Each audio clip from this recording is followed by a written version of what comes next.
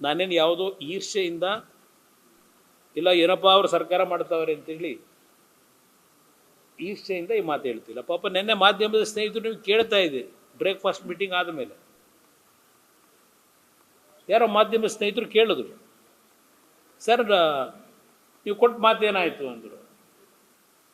ಅದಕ್ಕೆ ಮಾಧ್ಯಮದ ಸ್ನೇಹಿತರ ಮೇಲೆ ಗರಂ ಆಗಿ ಮಾತಾಡಿದ್ದು ನೀವು ನೋಡಿದ್ದೀರಿ. ಬೆಳಗ್ಗೆಯಿಂದಲೇ ಶುರುವಾಯಿತು.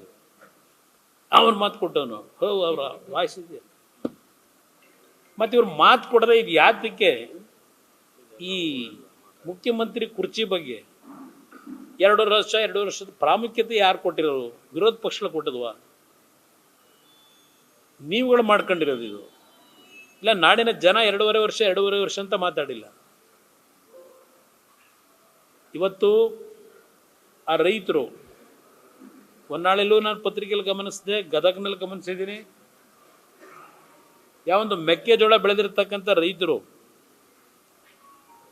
ಬೀದಿಯಲ್ಲಿ 1 ತಿಂಗಳು 15 ದಿವಸ 1 ತಿಂಗಳು ಪ್ರತಿಭಟನೆ ಮಾಡಿದ್ದಾರೆ.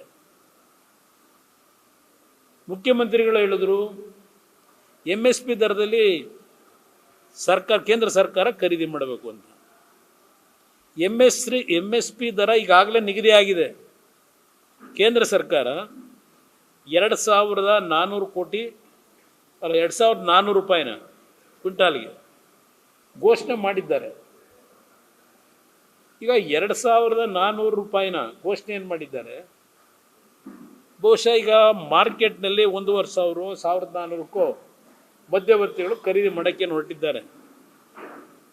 ಸರ್ಕಾರದ ಜವಾಬ್ದಾರಿ ಖರೀದಿ ಕೇಂದ್ರವನ್ನು ತೆರೆದು ಎಷ್ಟು ಬ್ಯಾಲೆನ್ಸ್ ಅಮೌಂಟ್ ಇದೆ 2,400ಕ್ಕೆ ಇವರು ಖರೀದಿ ಮಾಡ್ತಾರೆ. ಕೇಂದ್ರ ಸರ್ಕಾರದ ಮುಂದೆ ಹೋಗಿ ಒಂದು ಅರ್ಜಿ ಕೊಡಬೇಕು.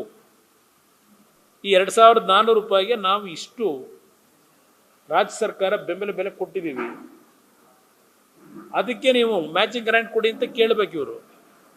ನಾನು ಹಿಂದೆ ನೋಡಿದ್ದೀನಿ 2 ಬಾರಿ ಮುಖ್ಯಮಂತ್ರಿ ಆದಾಗ.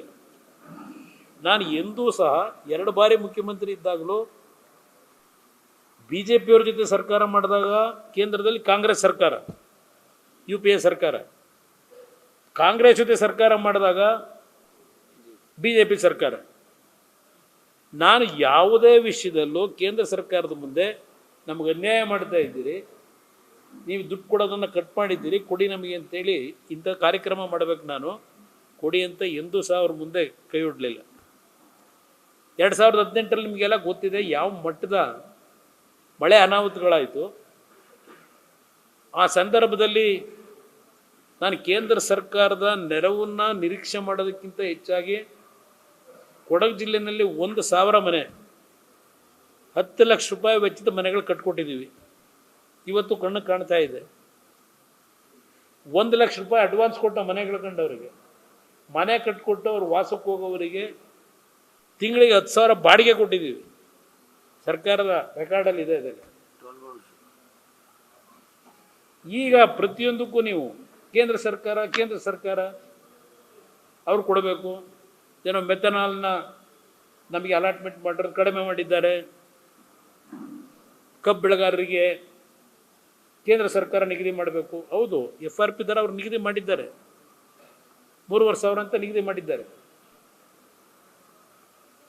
ನಾನು 2006ರಲ್ಲಿ ಕಬ್ಬು ಮಾರಾಟ ಮಾಡೋಕ್ಕಾಗಲಿಲ್ಲ. ರೈತರು 248 ಕೋಟಿ ಹಣ ಕೊಟ್ಟೆ ರೈತರಿಗೆ 25,000 ರೂಪಾಯಿ ಎಕರೆಗೆ ಸಬ್ಸಿಡಿ ಹಣ ರಾಜ್ಯ ಸರ್ಕಾರದಿಂದ